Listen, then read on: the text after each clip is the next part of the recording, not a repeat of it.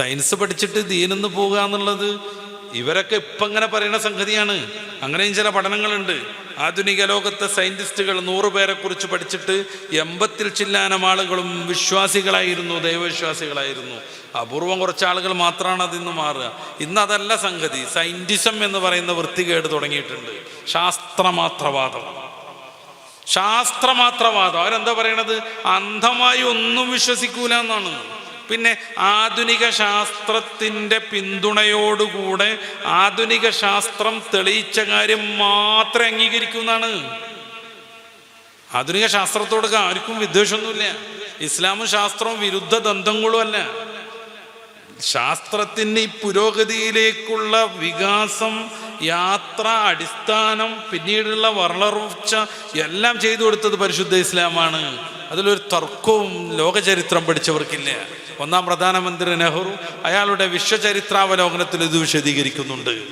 KM Roy അദ്ദേഹത്തിൻ്റെ ഇസ്ലാമിൻ്റെ ചരിത്രപരമായ പങ്ക് എന്ന പുസ്തകത്തിൽ ഇത് സവിസ്തരം പറയുന്നുണ്ട്. ഏറ്റവും അവസാനം MP വീരേന്ദ്രകുമാർ എന്ന് പറയുന്ന പ്രഗത്ഭനായ എഴുത്തുകാരൻ അദ്ദേഹത്തിൻ്റെ ഡാനൂബ് സാക്ഷി എന്ന പുസ്തകത്തിൻ്റെ 134 പേജുകളിൽ ഇസ്ലാം ലോകത്തിന് നൽകിയ ശാസ്ത്രീയ വികാസത്തെയും അടിത്തറയെയും വിശദീകരിക്കുന്നുണ്ട്. നെഹ്റു പറയുന്നത് യൂറോപ്യന്മാർ കക്കപറിക്ക് ജീവിച്ചിരുന്ന കാലത്ത് സ്പെയിനിലെ കോർഡോവ യൂണിവേഴ്സിറ്റി വഴി വിജ്ഞാനത്തിൻ്റെ വെളിച്ചവുമായി അവിടെ കടന്നു വന്നവർ മുസ്ലിങ്ങളാണ് എന്നാണ്. 1000ഓളം വർഷം മെഡിക്കൽ രംഗത്തെ ഏറ്റവും നല്ല പഠന പുസ്തകം ഇബ്നു സീനയുടെ കിതാബ് തിബ്ബായിരുന്നു എന്നത് കഥയല്ല, ചരിത്രമാണ്. അന്ന് അറബി ഭാഷ, ഇന്ന് MBBS പഠിക്കാൻ ഇംഗ്ലീഷും ലാറ്റിനും ഒക്കെ എത്രമേൽ ആവശ്യമാണ്. അതിലേറെ അറബി പഠിക്കണമായിരുന്നു അന്ന് ഡോക്ടർ ആവണമെങ്കിൽ. ഇൽമുൽ ഹിക്മത്ത് അതൊരു പ്രത്യേക ശാസ്ത്രമാണ്. വലിയ മഹാന്മാർ അതിൽ ഗ്രന്ഥം എഴുതി. മഹാനായ ഇമാം സുയൂത്തി അർ-റഹ്മ ഫി തുബ്ബി വൽ ഹിക്മ, അദ്ദേഹത്തിൻ്റെ വൈദ്യശാസ്ത്ര ഗ്രന്ഥമാണത്. ഇതൊരു കഥയല്ല, ചരിത്രം സാക്ഷി നിൽക്കുന്ന വസ്തുത മാത്രം. അപ്പൊ ഇസ്ലാമിന് ശാസ്ത്രവിരുദ്ധത പറഞ്ഞ സംഭവമില്ല. മറ്റു ചില മതങ്ങൾക്ക് അത് ആവശ്യമുണ്ടായിരുന്നു. ഭൂമി പരന്ന് 4 മൂലയിൽ നിൽക്കാന്ന് വിശ്വസിക്കുന്നവർക്ക് ടോളമിനെ കൊല്ലണമായിരുന്നു. അദ്ദേഹം ഭൂമി ഉരുണ്ടു എന്നാണ് പറയാൻ പറ്റുമോ ബൈബിളിന് വിരുദ്ധമായിട്ട്? കുറേ ആളുകളെ മതകോടതി വിചാരണ ചെയ്തു, പച്ചക്ക് ചുട്ടുകൊന്നു. പരിശുദ്ധ ഇസ്ലാം കട്ടക്ക് സപ്പോർട്ട് കൊടുത്തിട്ട് എല്ലാ സയന്റിസ്റ്റുകളെയും പ്രോത്സാഹിപ്പിച്ചു. ഇതറിയാത്ത ലോകചരിത്രം പഠിച്ച ആരും ഉണ്ടാവില്ല. അപ്പൊ ഇസ്ലാം സമം ശാസ്ത്രവിരുദ്ധം എന്ന ക്ലീശ നിർമ്മിക്കാനൊന്നും ആർക്കും പറ്റൂല. നമ്മളതിൽ പെട്ടുപോകരുത് പ്രിയപ്പെട്ട സഹോദരന്മാരെ.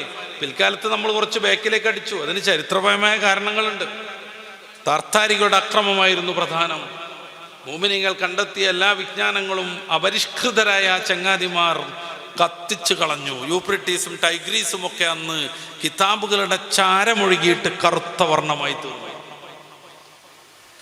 പിന്നീട് അവിടുന്ന് റിക്കവർ ആവാൻ കുറേ പ്രയാസം ഉണ്ടായി. പിന്നീട് കുരിശുയുദ്ധം പോലെയുള്ള മുഅ്മിനീങ്ങളെ ടാർഗറ്റ് ചെയ്ത് നിരന്തരമായി കൊല്ലുന്ന കുറേ സംവിധാനങ്ങളുണ്ടായി. ഇതിൽ നിന്നെല്ലാം കരകയറാൻ മുഅ്മിനീങ്ങൾക്ക് കുറച്ച് സമയമെടുത്തു 2-ാം ഘട്ടത്തിൽ. പക്ഷേ ഇസ്ലാം ശാസ്ത്രവിരുദ്ധമാണെന്ന പ്രചാരണം നമ്മുടെ ഉള്ളിലേക്ക്, പ്രിയപ്പെട്ട സഹോദരിമാരെ, ഒരു ശകരം പോലും കയറിപ്പോകരുത്. ശാസ്ത്രമാത്രവാദം, സയന്റിസം, അത് എത്രമേൽ പ്രായോഗികമാണ് നമ്മൾ ആലോചിക്കുന്നത്. അന്ധമായ വിശ്വാസമില്ലാതെ ഏതെങ്കിലും കാര്യം നേരാവണ്ണം പഠിച്ചറിഞ്ഞിട്ട് ഒരാൾക്ക് വിശ്വസിച്ച് മുന്നോട്ട് പോകാൻ കഴിയുമോ? ജീവിക്കാൻ കഴിയുമോ? ഇപ്പോൾ നമ്മളൊക്കെ വിശ്വസിക്കുന്നു ജപ്പാൻ്റെ തലസ്ഥാനം ടോക്കിയോ ആണെന്ന്. അത് ടോക്കിയോ എന്ന് ഇത്തിരി മണ്ണ് കൊണ്ടുവന്ന ഏതെങ്കിലും സയൻസ് തിയറി അനുസരിച്ചൊരു ലാബിൽ വെച്ച് പരിശോധിച്ച് മനസ്സിലാക്കിയതാണോ? അല്ലല്ലോ. ആണോ? അല്ല. നമ്മൾ ആരാ എങ്ങനെ ചെയ്തു? മക്കയുണ്ട്, നമ്മൾ എങ്ങനെ വിശ്വസിച്ചത്? മക്കത്ത് പോകാത്തവർ, അതൊരു വിൽമൊന്നുമല്ലേ? കുറെ പറയാനുണ്ട്. അന്ധമായ വിശ്വാസമില്ലാതെ എങ്ങനെ ജീവിതം സാധ്യമാകുക? ഈ സദസ്സിൽ എത്ര പേരുണ്ട്? അവരുടെയൊക്കെ ഉപ്പ ആരാന്നുള്ളത് വിശ്വാസം മാത്രമല്ലേ എല്ലാവരുടെ കയ്യിലുള്ളത്? വെറും അന്ധമായ വിശ്വാസം. എല്ലാവരും പറയുന്നു ഇത് നിന്റെ വാപ്പയാണ്, നമ്മളും അത് ഏറ്റുപാടുന്നു. ഈ സദസ്സിലുള്ള ഏതെങ്കിലും ഒരാൾ അവരുടെ പിതാവ് ആ പറയപ്പെടുന്ന വ്യക്തി തന്നെയാണെന്ന് സയന്റിഫിക്കായ എവിഡൻസ് കൊണ്ട് ഏതെങ്കിലും ലാബിൽ കൊണ്ടുപോയി ടെസ്റ്റ് ചെയ്ത് തീരുമാനിച്ചവരുണ്ടോ? സമൂഹം മൊത്തം അംഗീകരിക്കണില്ലേ നമ്മുടെ പിതാവ് നമ്മളീ പറയുന്ന ആൾ തന്നെയാണ്? ഇനി ആരെങ്കിലും ഒരു DNA ടെസ്റ്റ് നടത്തി ഇതൊന്ന് കൺഫേം ചെയ്യാമെന്ന് കരുതിയിട്ട് പിതാവിൻ്റെ ബ്ലഡും നമ്മളെ ബ്ലഡൊക്കെ ലാബ് കൊടുത്തു, എന്നിട്ട് റിസൾട്ടൊക്കെ നോക്കിയായി പോസിറ്റീവാണ്, എൻ്റെ വാപ്പ തന്നെ സയൻറ്റിഫിക്കായിട്ട് തെളിയിച്ചു, റാഹത്താവോ? അവിടെ അന്ധവിശ്വാസങ്ങളുടെ ഒരു ശൃംഖലയാണ് നടക്കാൻ പോണത്. ഈ ലാബിൽ 2 ബ്ലഡും ടെസ്റ്റ് ചെയ്ത പെൺകുട്ടി അതിന് യോഗ്യയാണെന്ന് നമ്മൾ അന്ധമായി വിശ്വസിച്ചു അല്ലേ?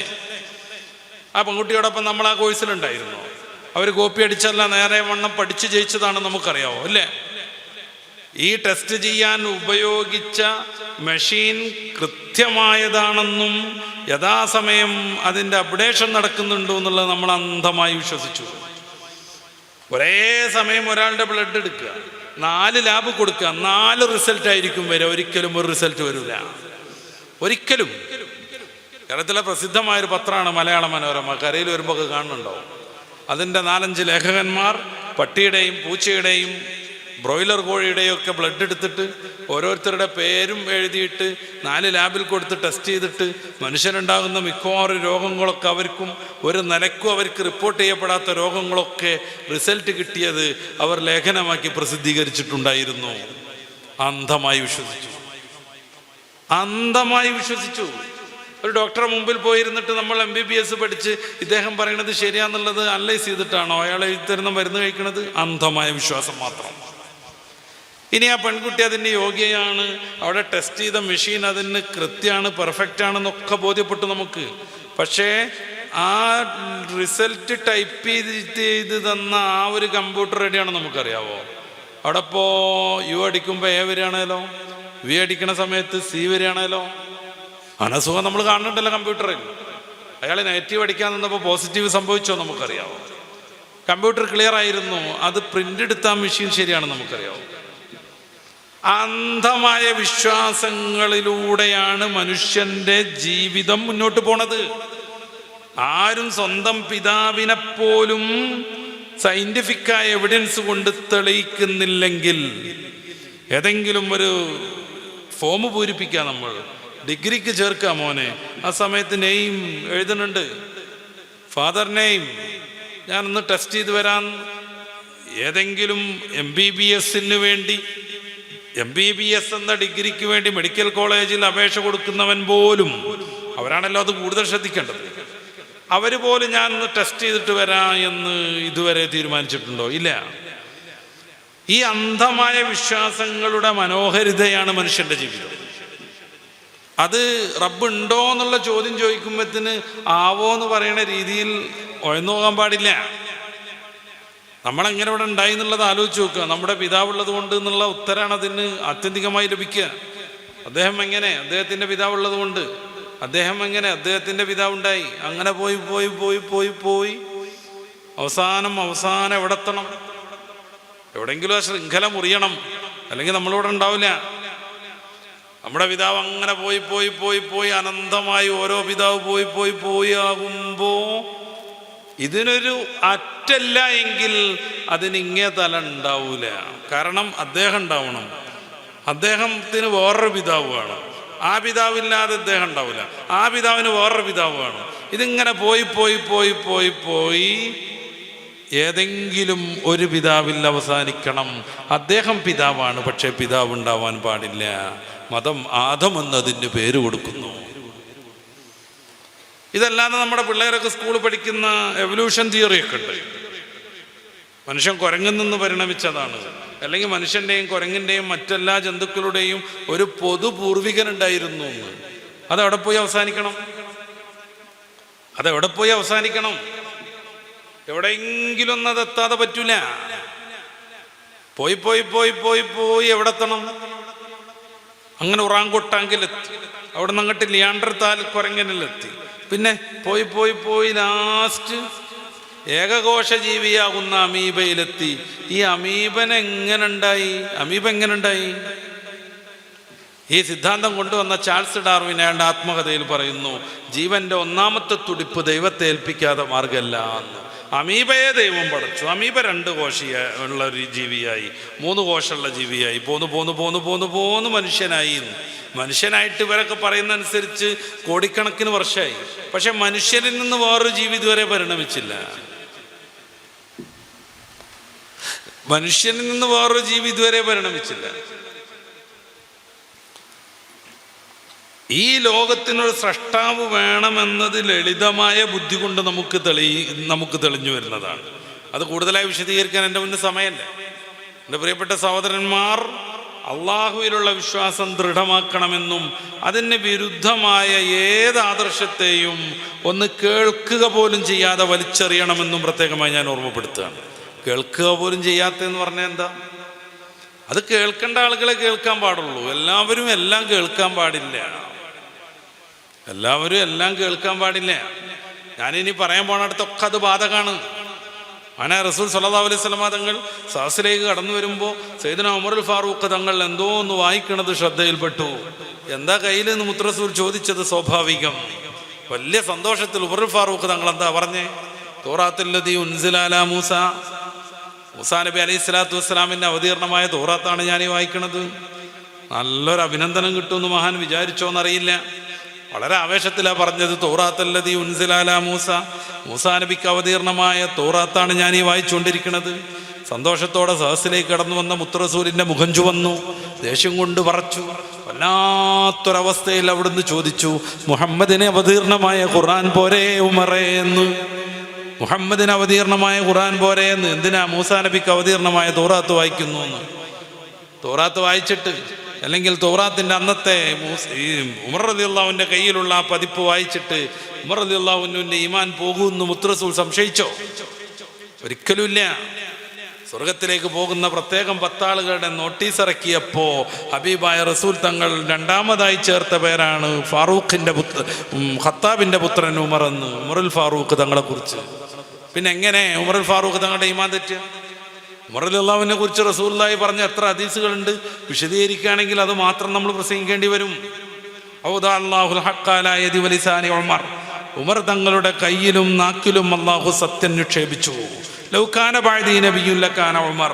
എൻ്റെ ശേഷം ഒരു നബി ഉണ്ടാവുകയാണെങ്കിൽ അതെൻ്റെ ഉമറായിരിക്കും. എത്ര ഹദീസുകൾ. ഉമർ റളിയല്ലാഹുവിൻ്റെ ഒരു വഴിയിൽ കിടക്കുകയും മറുവശത്ത് ഇബ്ലീസ് വരികയും ചെയ്താൽ ഉമർ തങ്ങളെ ഭയന്നിട്ട് വേറൊരു വഴിയിലേക്ക് ഇബ്ലീസ് ഓടിപ്പോകുമെന്ന് മുത്ത് റസൂൽ സല്ലല്ലാഹു അലൈഹി വസല്ലം പറഞ്ഞൊരു സന്ദർഭത്തിൽ മഹാനായ റസൂൽ തങ്ങൾ ഉമറുൽ ഫാറൂഖ് തങ്ങളോട് പറയുന്നുണ്ട്, അൻത മിന്നി യാ ഉമർ വ അന മിൻക യാ ഉമർ. ഞാൻ നീയാണെന്ന്, താങ്കൾ ഞാനാണ്. ഇത്രമേൽ ഉമർ റളിയല്ലാഹു അൻഹുവിനെ കുറിച്ച് പുകഴ്ത്തി പറഞ്ഞ റസൂൽ തങ്ങൾക്ക് തൗറാത്ത് വായിക്കുമ്പോഴേക്കും ഉമറുൽ ഫാറൂഖ് തങ്ങൾക്ക് പഴക്കുന്ന നേരിയ സംശയമെങ്കിലും വന്നോ? ഇല്ല. നമ്മളെപ്പോലത്തെ മഠയന്മാർക്ക് പാഠമാകാൻ വേണ്ടി അള്ളാഹിൻ്റെ റസൂൽ ഉമറുൽ ഫാറൂഖ് തങ്ങളെ ആ സദസ്സിൽ വെച്ച് തന്നെ ശക്തമായ ഭാഷയിൽ തിരുത്തി കൊടുക്കുന്നു. അത് ഉൾക്കൊള്ളുന്നു ഉമറുൽ ഫാറൂഖ് തങ്ങൾ. തൻ്റെ മുട്ടുംകാലിൽ നിലത്തൂന്നിയിട്ട് 2 കൈയും പൊക്കി ഉയർന്നു നിന്നിട്ട് ആ സന്ദർഭത്തിൽ സയ്യിദുനാ ഉമറുൽ ഫാറൂഖ് തങ്ങൾ പറയാം, ആമൻതു ബില്ലാഹി റബ്ബൻ വബിൽ ഇസ്ലാമി ദീനൻ വബി മുഹമ്മദിൻ നബിയ്യം വറസൂല. മതി മുത്തറസൂലിന് അവതീർണമായ ഖുർആൻ മതി. അള്ളാഹുവിനെ റബ്ബായും അങ്ങയെ റസൂലായും ഖുർആനിനെ വേദമായും ഞാൻ അംഗീകരിച്ചിരിക്കുന്നു എന്ന് ഉറക്കെ പറയാണ് സയ്യിദുനാ ഉമറുൽ ഫാറൂഖ് തങ്ങൾ. ഫത്തുൽ ബാരിയുടെ അവസാനം 27-ാം വാളിൻ്റെ ലാസ്റ്റ് ഭാഗത്ത് ഇത് ചർച്ച ചെയ്യുന്നുണ്ട്. എന്തിനത്? എന്നെ ശ്രവിക്കുന്ന സഹോദരിമാർ, എന്നെ ശ്രവിക്കുന്ന യുവാക്കൾ കാര്യഗൗരവത്തിലൂടെ മനസ്സിലാക്കുക. റബ്ബ് തആല നമുക്ക് ജന്മം നൽകി, ആയുസ് നൽകി, ബുദ്ധി നൽകി, നമ്മളെ മുസ്ലിങ്ങളായിട്ട് ലോകത്തേക്ക് കൊണ്ടുവന്നു. ഇതുവരെയും മുസ്ലിങ്ങളായി ജീവിക്കാൻ പടച്ച റബ്ബ് നമുക്ക് അനുവാദം തന്നു. ഈ മഹത്തായ നിഅമത്തൊന്ന് പൂർത്തിയാക്കുക മാത്രമാണ് നമ്മൾ ചെയ്യേണ്ടത് ആത്യന്തികമായ വിജയത്തിന്. ഇടക്ക് വെച്ച് ഏതെങ്കിലും ഒരുത്തൻ, നമ്മൾ കൊച്ചിയിൽ പഠിച്ചുകൊണ്ടിരിക്കുന്നു, ഏതോ ഒരു ശാസ്ത്ര സാങ്കേതിക കലാലയത്തിൽ പഠിച്ചുകൊണ്ടിരിക്കുന്നു, അടുത്ത സാറ് വന്നിട്ട് എന്തോ ഒരു സയൻസ് പറയണതിൻ്റെ ഇടയിൽ റബ്ബിനെ മെല്ലെ ചോദ്യം ചെയ്യുന്നു. അത് അവരുടെ രീതി മാത്രം. സയൻസ് പഠിച്ചിട്ട് ദീനെന്ന് പോകുക എന്നുള്ളത് ഇവരൊക്കെ ഇപ്പം ഇങ്ങനെ പറയുന്ന സംഗതിയാണ്. അങ്ങനെയും ചില പഠനങ്ങളുണ്ട്. ആധുനിക ലോകത്തെ സയൻറ്റിസ്റ്റുകൾ 100 പേരെ കുറിച്ച് പഠിച്ചിട്ട് 80-ൽ ചില്ലാനം ആളുകളും വിശ്വാസികളായിരുന്നു, ദൈവവിശ്വാസികളായിരുന്നു. അപൂർവം കുറച്ച് ആളുകൾ മാത്രമാണ് അതിന്ന് മാറുക. ഇന്നതല്ല സംഗതി. സയൻറ്റിസം എന്ന് പറയുന്ന വൃത്തികേട് തുടങ്ങിയിട്ടുണ്ട്. ശാസ്ത്രമാത്രവാദം. അവരെന്താ പറയണത്? അന്ധമായി ഒന്നും വിശ്വസിക്കൂല എന്നാണ്. പിന്നെ ആധുനിക ശാസ്ത്രത്തിൻ്റെ പിന്തുണയോടുകൂടെ ആധുനിക ശാസ്ത്രം തെളിയിച്ച കാര്യം മാത്രമേ അംഗീകരിക്കൂ എന്നാണ്. ആധുനിക ശാസ്ത്രത്തോട് ആർക്കും വിദ്വേഷമൊന്നുമില്ല. ഇസ്ലാമും ശാസ്ത്രവും വിരുദ്ധ ബന്ധങ്ങളും അല്ല. ശാസ്ത്രത്തിന് ഈ പുരോഗതിയിലേക്കുള്ള വികാസം, യാത്ര, അടിസ്ഥാനം, പിന്നീടുള്ള വളർച്ച എല്ലാം ചെയ്തു കൊടുത്തത് പരിശുദ്ധ ഇസ്ലാമാണ്. അതിലൊരു തർക്കവും ലോകചരിത്രം പഠിച്ചവർക്കില്ല. ഒന്നാം പ്രധാനമന്ത്രി നെഹ്റു അയാളുടെ വിശ്വചരിത്രാവലോകനത്തിൽ ഇത് വിശദീകരിക്കുന്നുണ്ട്. KM റോയി അദ്ദേഹത്തിൻ്റെ ഇസ്ലാമിൻ്റെ ചരിത്രപരമായ പങ്ക് എന്ന പുസ്തകത്തിൽ ഇത് സവിസ്തരം പറയുന്നുണ്ട്. ഏറ്റവും അവസാനം MP വീരേന്ദ്രകുമാർ എന്ന് പറയുന്ന പ്രഗത്ഭനായ എഴുത്തുകാരൻ അദ്ദേഹത്തിൻ്റെ ഡാനൂബ് സാക്ഷി എന്ന പുസ്തകത്തിൻ്റെ 134 പേജുകളിൽ ഇസ്ലാം ലോകത്തിന് നൽകിയ ശാസ്ത്രീയ വികാസത്തെയും അടിത്തറയെയും വിശദീകരിക്കുന്നുണ്ട്. നെഹ്റു പറയുന്നത് യൂറോപ്യന്മാർ കക്കപറിക്ക് ജീവിച്ചിരുന്ന കാലത്ത് സ്പെയിനിലെ കോർഡോവ യൂണിവേഴ്സിറ്റി വഴി വിജ്ഞാനത്തിൻ്റെ വെളിച്ചവുമായി അവിടെ കടന്നു വന്നവർ മുസ്ലിങ്ങളാണ് എന്നാണ്. 1000ഓളം വർഷം മെഡിക്കൽ രംഗത്ത് ഏറ്റവും നല്ല പഠന പുസ്തകം ഇബ്നു സീനയുടെ കിതാബ് തിബ്ബായിരുന്നു എന്നത് കഥയല്ല, ചരിത്രമാണ്. അന്ന് അറബി ഭാഷ, ഇന്ന് MBBS പഠിക്കാൻ ഇംഗ്ലീഷും ലാറ്റിനും ഒക്കെ എത്രമേൽ ആവശ്യമാണ്. അതിലേറെ അറബി പഠിക്കണമായിരുന്നു അന്ന് ഡോക്ടർ ആവണമെങ്കിൽ. ഇൽമുൽ ഹിക്മത്ത് അതൊരു പ്രത്യേക ശാസ്ത്രമാണ്. വലിയ മഹാന്മാർ അതിൽ ഗ്രന്ഥം എഴുതി. മഹാനായ ഇമാം സുയൂത്തി അർ-റഹ്മ ഫി തുബ്ബി വൽ ഹിക്മ, അദ്ദേഹത്തിൻ്റെ വൈദ്യശാസ്ത്ര ഗ്രന്ഥമാണത്. ഇതൊരു കഥയല്ല. വിദേഹത്തുകാരൊക്കെ പറയണമാതിരി നടക്കണോ? അബ്ദുള്ള എന്ന് പറയുന്ന മലയാളത്തിലെ, കേരളത്തിലെ ഒരു പ്രമുഖനായ വിദേഹത്തുകാരനുണ്ട്, ജമാഅത്തെ ഇസ്ലാമിക്കാരുടെ മൂത്ത നേതാവ്. അയാൾ പറയുന്നുണ്ട്, സഹീഹായ ഹദീസുകളിൽ തന്നെയും അള്ളാഹിൻ്റെ റസൂലിൻ്റെ ശരീരഭാഗങ്ങളിൽ നിന്ന് ബറക്കത്തെടുക്കുന്നതിനെ കുറിച്ച് ഞാനൊക്കെ കാണാറുണ്ട്, ഞങ്ങൾ കാണാറുണ്ട്. ഞങ്ങൾ അവിടെ വെച്ചിട്ട് എടുത്തു ചാടും. കാരണം അതൊന്നും ഞങ്ങൾക്ക് പറ്റൂല. അത് റെഡിമെയ്ഡ് ഇസ്ലാമാണ്. ഇതിന് ആത്മീയ ഭാവങ്ങളൊന്നുമില്ല. ഇങ്ങനത്തെ ഞങ്ങളുടെ ഈ ചെറിയ ശുഷ്കിച്ച ബുദ്ധിക്ക് മനസ്സിലാവാത്തൊന്നും ചെയ്യാൻ പറ്റൂല. അതുകൊണ്ട് ഞങ്ങൾ ഇസ്ലാമിൻ്റെ പ്രമാണങ്ങളെ എഡിറ്റ് ചെയ്തുകൊണ്ടേയിരിക്കും. പടച്ച റബ്ബിൻ്റെ കലാമിനെ എഡിറ്റ് ചെയ്യണമെന്ന് ആവശ്യപ്പെട്ടയാളാണ് ഇവരുടെ രണ്ടുപേരുടെയും വലിയ ഗുരുവാകുന്ന മുഹമ്മദ് റഷീദുർ റിളാ. പരിശുദ്ധ ഖുർആനെ എഡിറ്റ് ചെയ്യണമെന്ന് അയാൾ പറഞ്ഞു. സൂറത്ത് യൂനിസിലെ 2ാമത്തെ ആയത്ത് വിശദീകരിച്ചുകൊണ്ട് തൻ്റെ തഫ്സീറുൽ മനാർ എന്ന് പറയുന്ന ഗ്രന്ഥത്തിൽ ഈ മുഹമ്മദ് റഷീദുർ റിളാ പറയണത് അള്ളാഹുവിൻ്റെ ഖുർആൻ എഡിറ്റ് ചെയ്യണം എന്നാണ്, ഇങ്ങനെ തന്നെ പോരാന്നാണ്, ഇങ്ങനെ ആയതുകൊണ്ട് കുറേ അബദ്ധമുണ്ട് എന്നാണ്, ഫ്രഞ്ചുകാരും യൂറോപ്യന്മാരും ഇസ്ലാമിലേക്ക് വരുന്നത് കുറയും എന്നാണ്. ഇവരമ്മളെന്താണ് വിശ്വസിക്കേണ്ടത്? ഇവരെ എഡിറ്റ് ചെയ്യണം. ഇങ്ങനത്തെ ഹദീസൊന്നും ഉണ്ടാകാൻ പാടില്ല. കാരണം റസൂലിൻ്റെ ഷറഫാക്കപ്പെട്ട ശരീരഭാഗത്തിൽ നിന്ന് ഉമിനീരിൽ നിന്നൊക്കെ ബർക്കത്തെടുക്കണത് കാണുമ്പോൾ അയ്യേ, അതൊക്കെ എങ്ങനെ പറയാൻ നിർത്തിയിട്ട് ഞങ്ങൾ എടുത്തു ചാടും. ഈ വിശ്വാസി സമൂഹം അവിടെ കാത്തുകെട്ടിക്കിടക്കും. ചാടൂലവർ, നീങ്ങൂലവർ, അവിടെ തന്നെ നിൽക്കും. എന്തുകൊണ്ട്? അതാണ് പരിശുദ്ധ ഇസ്ലാം. സലമത്തുൽ ബിനുൽ അഖ്വ വന്നിട്ട് എൻ്റെ കാലിതാ വെട്ടി തൂങ്ങിയിരിക്കുന്നു, ശമനം നൽകണമെന്ന് മുത്തറസൂലിനോട് പറയുമ്പോൾ അവിടുത്തെ ഷറഫാക്കപ്പെട്ട ഉമിനീര് ചേർത്ത് കൊടുത്തിട്ടാണ് പിന്നീട് ഒരു രോഗമില്ലാത്ത വിധം അദ്ദേഹത്തിൻ്റെ കാലൊട്ടിച്ചു കൊടുക്കുന്നത്. കണ്ണ് വീണ് തൂങ്ങി, യുദ്ധത്തിൽ അമ്പേറ്റ് തൂങ്ങിയ സഹാബിവര്യൻ വന്നിട്ട് ഇത് ശരിയാക്കി തരണം എന്ന് പറയുമ്പോൾ സ്വർഗത്തിലെ കണ്ണ് പോരെ എന്ന് മുത്തറസൂൽ ചോദിക്കുന്നുണ്ട്. മഹാനുഭാവം പറഞ്ഞു, ഈ ആഴ്ചയിലാണ് കല്യാണം കഴിഞ്ഞത്. എന്നെ കാത്തിരിക്കുന്ന എൻ്റെ പ്രേയസിയുടെ, എൻ്റെ പ്രണനിയുടെ, എൻ്റെ ഭാര്യയുടെ അടുത്തേക്ക് കണ്ടുപൊട്ടിയിട്ട് പോകുന്നതോർക്കുമ്പോൾ അള്ളാൻ്റെ റസൂലിനത് മനസ്സിലാകും പെട്ടെന്ന്. അങ്ങനെയാണെങ്കിൽ ഇതിപ്പോഴേ ശരിയാക്കണമെന്ന് അവിടുന്ന് തീരുമാനിക്കും. തൻ്റെ ഉമിനീര് ചേർത്തിട്ടാണ് ആ കണ്ണ് തിരികെ വയ്ക്കുന്നത്. പിന്നീട് ഒരിക്കലും രോഗം വന്നില്ലെന്ന് മഹാനുഭാവൻ സാക്ഷ്യപ്പെടുത്തുന്നുണ്ട്. ഖൈബറിൻ്റെ രണാങ്കളം പരിശുദ്ധ മുസ്ലിങ്ങളെ വല്ലാതെ തോൽപ്പിക്കുന്ന മുറഹിബ് എന്ന ജൂതരാജാവ് മുഅ്മിനീങ്ങളെ വല്ലാതെ പീഡിപ്പിക്കും.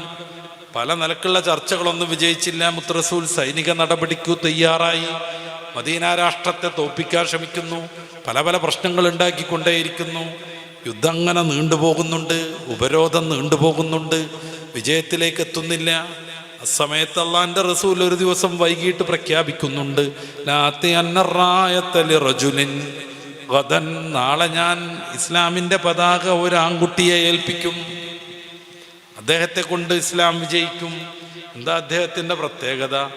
യുഹിബ്ബുല്ലാഹ വയുഹിബ്ബു, അദ്ദേഹം അള്ളാഹുവിനെ ഇഷ്ടപ്പെടുന്നുണ്ട്, അള്ളാഹു മൂപ്പരാളെയും ഇഷ്ടപ്പെടുന്നുണ്ട്. അങ്ങനത്തെ ഒരാണിൻ്റെ കയ്യിൽ ഞാൻ നാളെ പതാക ഏൽപ്പിക്കും, അദ്ദേഹം വഴി ഇസ്ലാം വിജയിക്കുമെന്ന് നുബൂവത്തിൻ്റെ ദർശനം നടത്തുന്നു മുത്ത് റസൂൽ. ഗൈബ് പ്രവചിക്കുന്നു ഹബീബായ നബി തങ്ങൾ. പിറ്റേ ദിവസം യുദ്ധം തുടങ്ങുന്നതിൻ്റെ മുമ്പ് സഹാബി വര്യന്മാരെല്ലാവരും നേരത്തെ വരുന്നുണ്ട്. അവരിങ്ങനെ കാലിൽ പൊങ്ങി നിൽക്കുന്നുണ്ട്. ആ മഹാഭാഗ്യം, ഖൈബർ മോചിപ്പിക്കാനുള്ള വലിയ സുവർണാവസരം അള്ളാഹു ഇഷ്ടപ്പെടുന്നുവെന്ന് മുത്ത് റസൂൽ പ്രയോഗിച്ച അദ്ദേഹമായി തീരൽ. അവർ വല്ലാതെ കൊതിച്ചു. മുന്നിലിങ്ങനെ എന്തി നിന്നു. റസൂലുള്ളാഹി തങ്ങൾ ആരെയും മെയിൻ ചെയ്തില്ല. അവരവർ വിളിച്ച് പതാക നൽകിയതുമില്ല. താൻ അന്വേഷിക്കുന്നയാളെ കാണാതെ വന്നപ്പോൾ അവിടുന്ന് ചോദിച്ചു, ഐന അലി ഇബ്നു അബീ ത്വാലിബ്, എവിടെ അലി ഇബ്നു അബീ ത്വാലിബ്? കൂട്ടുകാരൊക്കെ പറഞ്ഞു ചെങ്കണ്ണ് പിടിച്ചിട്ട് കണ്ണ് തുറക്കാൻ കഴിയാതെ, വെളിച്ചത്തേക്ക് നോക്കാൻ കഴിയാതെ ടെന്റ് കിടക്കുകയാണ്, വിളിച്ചുകൊണ്ടുവരൂ എന്ന് പറയുന്നു റസൂൽ തങ്ങൾ.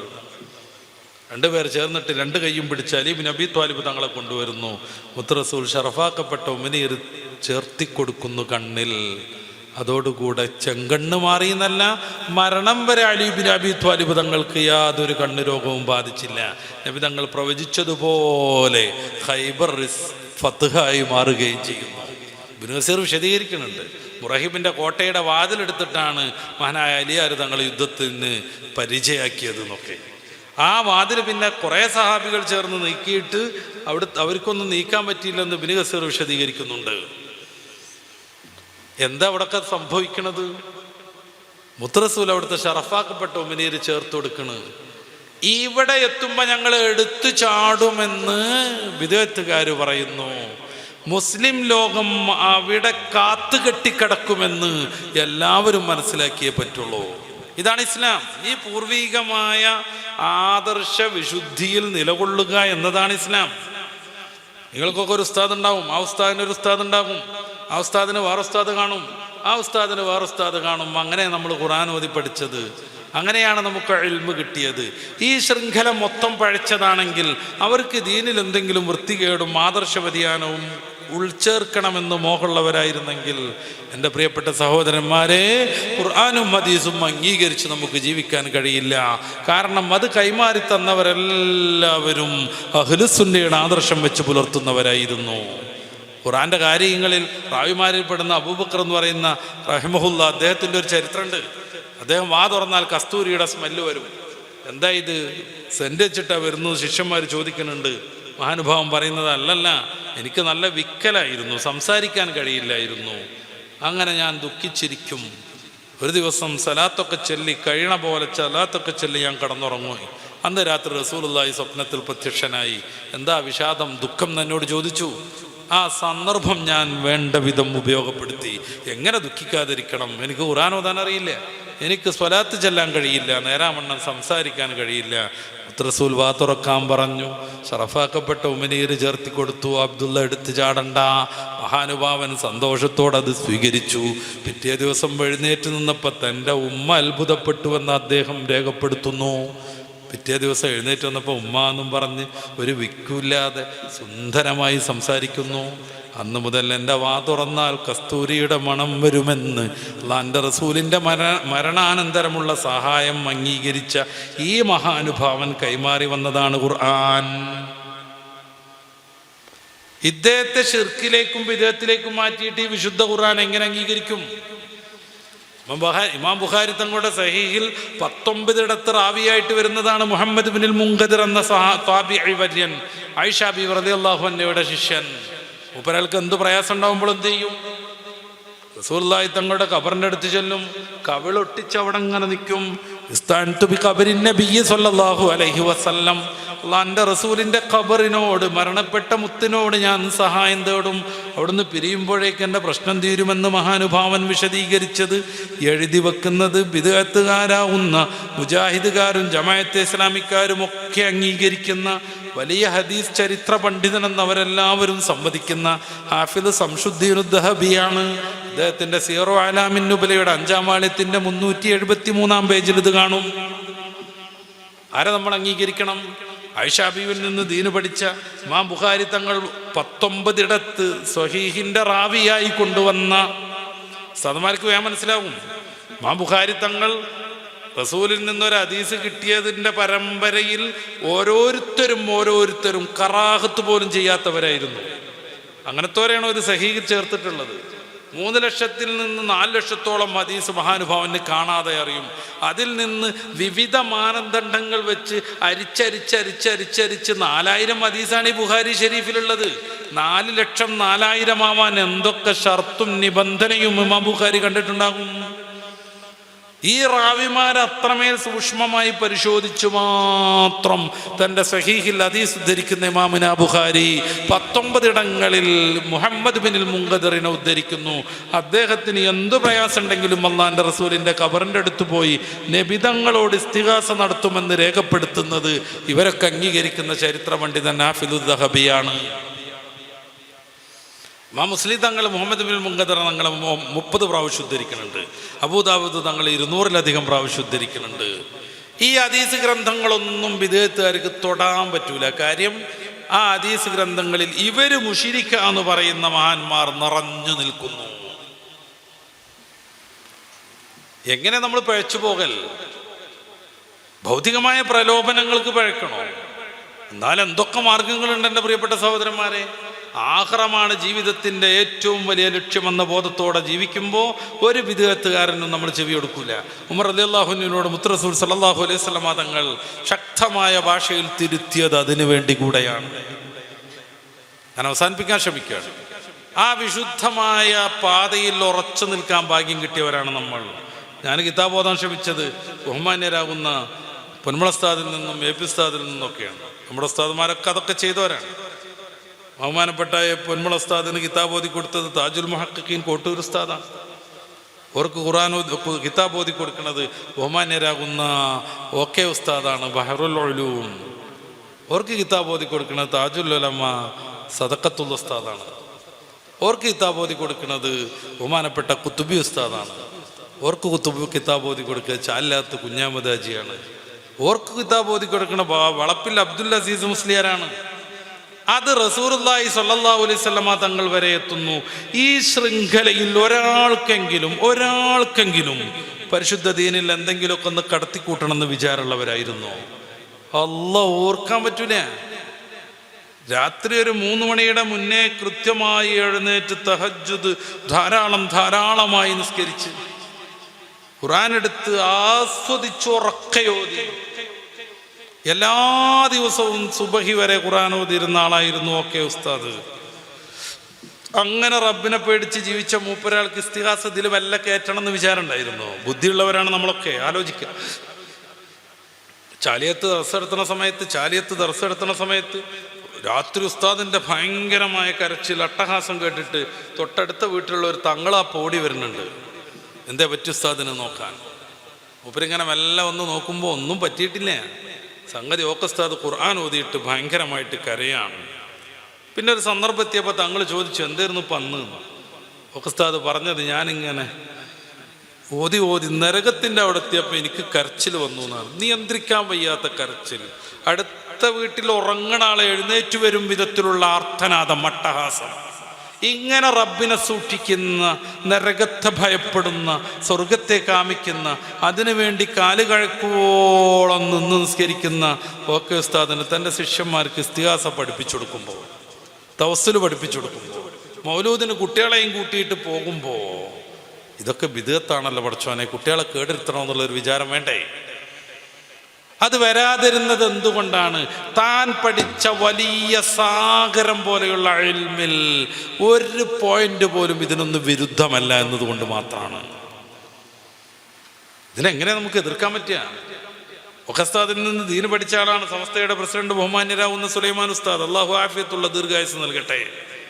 ചില അസ്വാരസ്യങ്ങൾ കമ്മിറ്റിയൊക്കെ ആയിട്ട് ബന്ധപ്പെട്ട് രാഷ്ട്രീയക്കാരും വിദഗ്ധക്കാരും കയറിയിട്ട് ആ കോളേജിൽ ഉണ്ടായപ്പോൾ എന്നെ കൊണ്ടാണ് അവർക്കൊക്കെ പ്രശ്നം, ഞാനവിടെ പോവുകയാണ് എന്ന് OK ഉസ്താദിനോട് സമ്മതം ചോദിക്കാൻ പോകുന്നുണ്ട് സുലൈമാൻ ഉസ്താദ്. ചേർത്ത് നിർത്തിയിട്ട് OK ഉസ്താദ് പറഞ്ഞ് നമുക്ക് മരിച്ചിട്ടാണ് പിരിയാന്നാണ്. മരിച്ചു പിരിഞ്ഞു. OK ഉസ്താദ് മരിക്കോളവും അവിടെ നിന്ന് ഇങ്ങോട്ട് ഇതുവരെയും സുലൈമാൻ ഉസ്താദ് ആ കോളേജിൽ തേജസ്വിയായ പണ്ഡിത ശിരോമണിയായി ദർശെടുക്കുന്നു. ഞാനിവിടെ ചെങ്ങാനിയിലേക്ക് പ്രസംഗിക്കാൻ പോയി സുലൈമാൻ ഉസ്താദിൻ്റെ നാട്ടിൽ. ഭക്ഷണം സുലൈമാൻ ഉസ്താദിൻ്റെ വീട്ടിലായിരുന്നു. ഞാൻ എത്തിയപ്പോൾ ജസ്റ്റ് ജമാഅത്ത് കഴിഞ്ഞിട്ടുണ്ട് മഗ്രിബിയുടെ. ഇങ്ങനെ പാർക്കിംഗ് ഒന്നും കിട്ടാതെ പോയി അവിടെ തന്നെ എത്തി. ഞാൻ പള്ളിയിൽ കയറി നിസ്കരിക്കാൻ വേണ്ടി. അപ്പോൾ സുലൈമാൻ ഉസ്താദ് നിസ്കരിക്കണം. എനിക്ക് സന്തോഷമായി. ഉസ്താദിനും എന്തോ വൈകിട്ട് ജമാഅത്തിന് പറ്റിയില്ല, ഇപ്പം നിസ്കരിക്കുകയാണെന്ന് കരുതി. ഉസ്താദിനെ തുടരാമല്ലോ, എന്നാലൊരു വളരെ സന്തോഷമുള്ള നിസ്കാരം നിർത്തിയിട്ട് ഞാൻ ആവേശപൂർവ്വം കയറി ചെന്നു. അപ്പോൾ ഈ ഖാദിമുണ്ട് അവിടെ നിൽക്കണം. അപ്പം എനിക്കൊരു ഡൗട്ടായി, ഉസ്താദ് നിസ്കരിച്ചില്ലേ സ്വാഭാവികമായിട്ടും ഖാദിമും നിസ്കരിച്ച് കാണൂല. അപ്പോൾ പിന്നെ മൂപ്പര് ജമാഅത്ത് നടത്തണ്ടേ. ഞാൻ മൂപ്പരോട് ചോദിച്ചു, എന്താ പുസ്തകം നിസ്കരിക്കണം, മഗ്‌രിബാണോ? ഖാദിമായ ആ പള്ളിയിലെ ഉസ്താദ് കൂടെയായ അദ്ദേഹം ആ ഉസ്താദിനോട് പറഞ്ഞ്, മഗ്‌രിബല്ല, സലാത്തുൽ അവ്വാബീനാണ്. യശാമാരിബിൻ്റെ ഇടയിൽ പത്രാക്കായത്തൊക്കെ സുന്നത്ത് നിസ്കരിക്കുന്ന സംഭവമാണ് ഈ സലാത്തുൽ അവ്വാബീൻ. അത് നിന്ന് നിസ്കരിക്കുന്നു നമ്മുടെ നേതാവാകുന്ന സുലൈമാൻ ഉസ്താദ്. അവിടുത്തെ ഡെയിലിയായ ചര്യയാണത്. ഇങ്ങനെ റബ്ബിനെ സൂക്ഷിച്ച് ജീവിക്കുന്നവർക്ക് തൻ്റെ മക്കളെ, മുന്നിലിരിക്കുന്ന വിദ്യാർത്ഥികളെ, പണ്ഡിതന്മാരെ ഇസ്തിഹാസിൻ ദിവസവും പഠിപ്പിച്ചിട്ട് നശിപ്പിക്കണം എന്നുള്ളൊരു വിചാരം എപ്പോഴെങ്കിലും വരേണ്ടതല്ലേ? എന്തുകൊണ്ട് വരണില്ല? അത് സത്യസന്ധമായി സമൂഹം നിലനിർത്തിപ്പോന്ന ഒന്നാണ്. മഹാനായ ഇമാമിനെ സുബ്ഹി തങ്ങളെ ഉദ്ധരിക്കാം. അവിടുത്തെ ഷിഫാഉ സഖാം എന്ന കിതാബിൻ്റെ 135-ാമത്തെ പേജിൽ ഫഅലം അന്നഹു യജൂസു വയഹ്സുനു വത്തവസ്സുലു വൽഇസ്തിഗാസത്തു വത്തശഫഉ ബിന്നബിയ്യി സ്വല്ലല്ലാഹു അലൈഹി വസല്ലം വലൻ യുൻകിറുഹു അഹദുൻ ഹത്താ ജാഅ ഇബ്നു തൈമിയ്യ വഹുവ മഅലൂമുൻ. അല്ലേ, അത് ദീനിൽ അറിയപ്പെട്ടതാണ്. ഇസ്തിഗാസ, തവസ്സുല്, തശഫ്ഫുഅ് ഇതൊക്കെ ദീനിൽ അറിയപ്പെട്ട നല്ല കാര്യങ്ങളാണെന്ന് ഉറച്ചു വിശ്വസിക്കണം. ഫഅലം അന്നഹു, ഞാൻ നേരത്തെ സൂറത്ത് മുഹമ്മദിൻ്റെ 19-ാമത്തെ വേർഡ് ഉദ്ധരിച്ചിട്ടുണ്ടായിരുന്നു. ഫഅലം അന്നഹു ലാ ഇലാഹ ഇല്ലല്ലാഹ്. അതേ ശൈലിയിൽ അറിയണം, ഉറപ്പിക്കണം, നീങ്ങാത്ത വിധം ദൃഢമായിരിക്കണം. യജൂസു അനുവദനീയമാ, വയഹ്സുനു നല്ല കാര്യ, അൽ ഇസ്തിഗാസത്തു ഇസ്തിഗാസ നടത്തൽ, വത്തശഫ്ഫുഉ വത്തവസ്സുലു അത് അംറും മഅലൂമും മിനദ്ദീനി, ദീനിൽ വളരെ പ്രസിദ്ധമായ കാര്യങ്ങളാണ്. വലം യുൻകിറുഹു അഹദുൻ, ആരുമേ അതിനെതിരെ സംസാരിച്ചില്ല. ഹത്താ ജാഅ ഇബ്നു തൈമിയ്യ, എല്ലാ വിദഅത്തുകാരുടെയും അടിസ്ഥാന സ്രോതസ്സാവുന്ന ഇബ്നു തൈമിയ്യ വരുന്നതുവരെ. ഇതാണ് ദീൻ. ഈ ദീനിലൂടെ മുന്നോട്ട് പോവാൻ എൻ്റെ പ്രിയപ്പെട്ട സഹോദരന്മാരെ നമ്മൾ യത്നിക്കണമെന്ന് ഓർമ്മപ്പെടുത്തുകയാണ്.